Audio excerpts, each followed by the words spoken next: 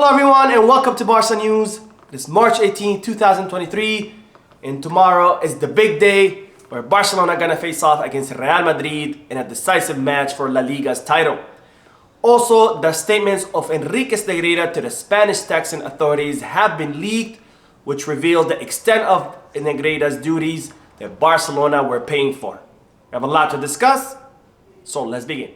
Hello everyone and welcome to the channel. My name is Mo. And we'll begin with the news that tomorrow is the big day where Barcelona are going to face off against Real Madrid in the Clasico match at the Spotify Camp Nou, and where if Barcelona win, they'll be able to extend their lead over Los Blancos from 9 to 12 points, which could be a decisive blow to Real Madrid and could put Barcelona that much closer to winning the title and achieving this season's objective of winning La Liga.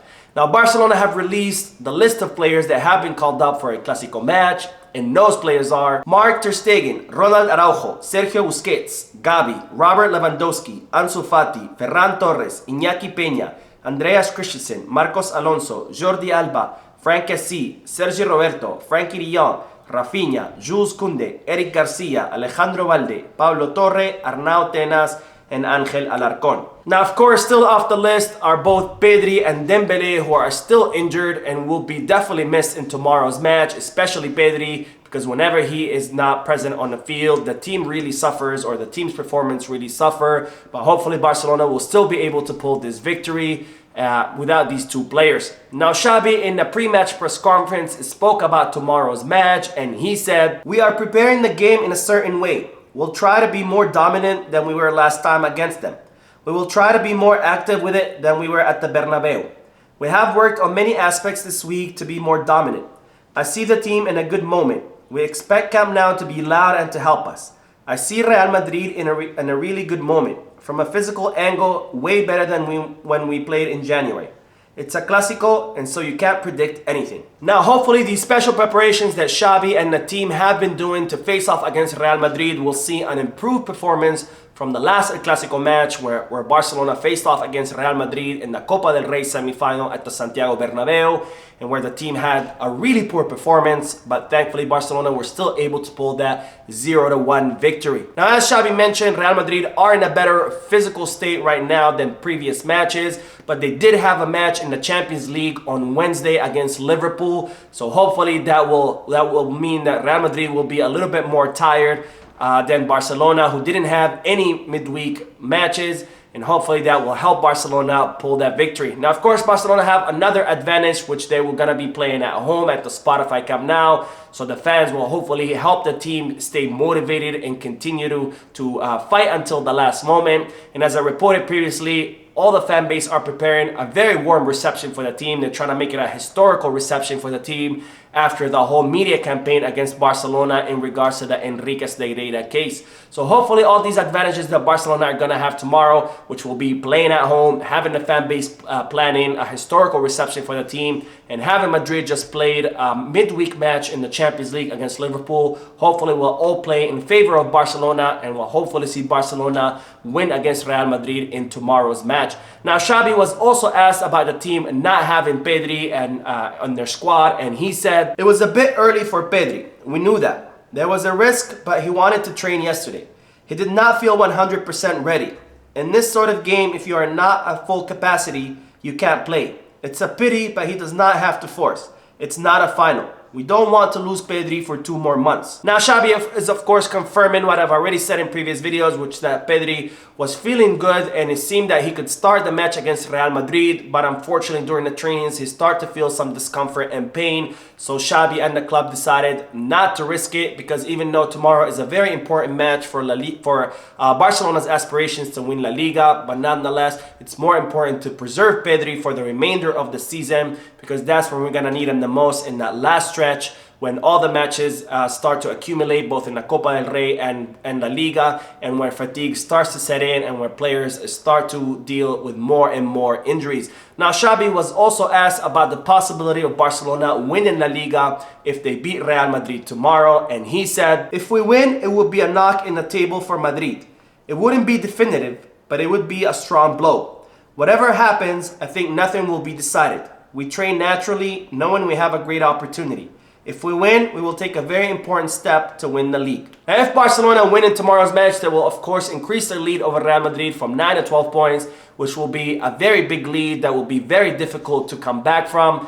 But nonetheless, as Xabi said, that doesn't mean that La Liga will be over. There's still plenty of matches ahead and anything could happen. So regardless, Barcelona still need to stay focused and still need to play and train hard in order to accomplish this season's objective, which is to win La Liga's title. Now, Xabi was not the only one who spoke in the pre-match press conference. Ronald Araujo was also present right next to the coach, and he was also asked questions about tomorrow's match. And Ronald Araujo spoke about both tomorrow's match and about his duel against Vinicius Jr. And in regards to that, he said, "At the moment, I think Vinicius is the #1 attacking player in the world when it comes to one-on-one situations.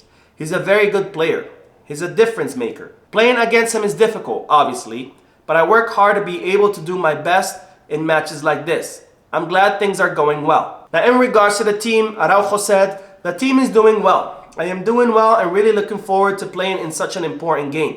I think we have to treat it that way, like a cup final, because it's a very important game and we know that we can open up a big gap with not many games left to play in La Liga. Now, we are seeing the results of everything we have been working on. Xabi arrived in the middle of last season, and when you're playing a lot, you can't work on a lot of things. I think that we were able to work on our defending a lot in preseason." Now, Ronald Araujo touches on a very important point here, which is the importance of having a preseason. When Xabi arrived in the middle of last season, he didn't have that luxury of having a preseason and having that luxury of trying different things, trying different players in different positions, trying different formations, and trying different plays to see what works and what doesn't. But thankfully, he did have the chance to have a preseason this season, and that is how we were able to see a big improvement in the Barcelona performance from last season to this one. Now, Araujo also, of course, talked about that duel against Vinicius Jr., and there's no doubt that we're going to see Ronald Araujo once again in the right-back position, ready to cancel out the Vinicius Jr. threat like he has done in all the previous El Clasico matches.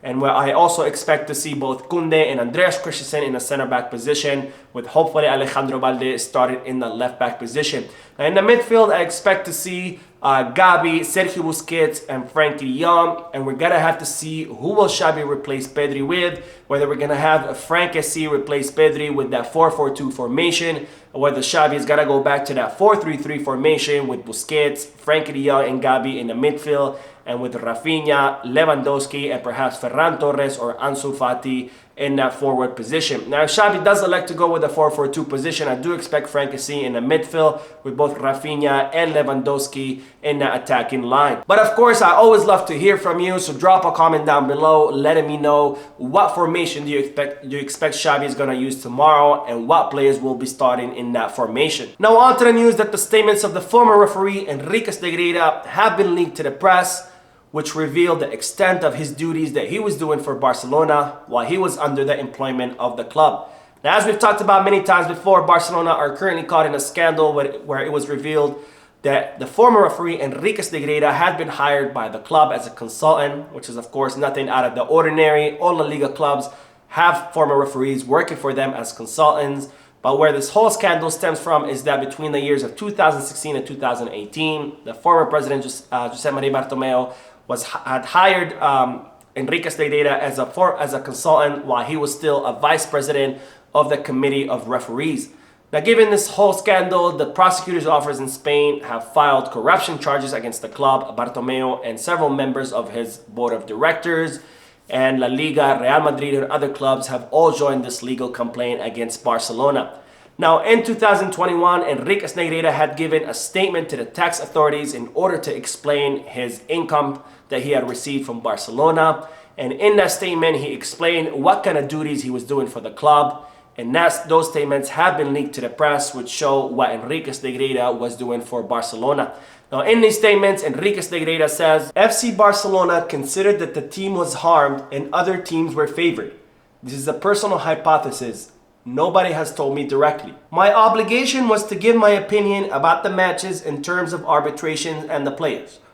Technical advice. What FC Barcelona wanted was to make sure that no decisions were made against the club, that everything was neutral. So based on these statements, it seems that the former president, José María Bartomeu, had hired Enriquez Negreira because he felt that Barcelona were constantly being prejudiced by the refereeing decisions. So he decided to hire the former referee and the vice president of the refereeing committee at the time because he wanted to make sure that everything that was going on in the refereeing committee was staying neutral and that there weren't any decisions being made in order to prejudice FC Barcelona. Now, Enriquez Negreira also spoke about how many times he spoke to the both former president Jose Maria Bartomeu and Sandro Rosé, and he said, "I saw them at most 6 times a year, so they were calm that there were no decisions against FC Barcelona in the arbitration committee, that everything was neutral." So again, Enriquez Negreira once again explaining that the reason why he was hired by Barcelona was to make sure that there were no decision made by the board of referees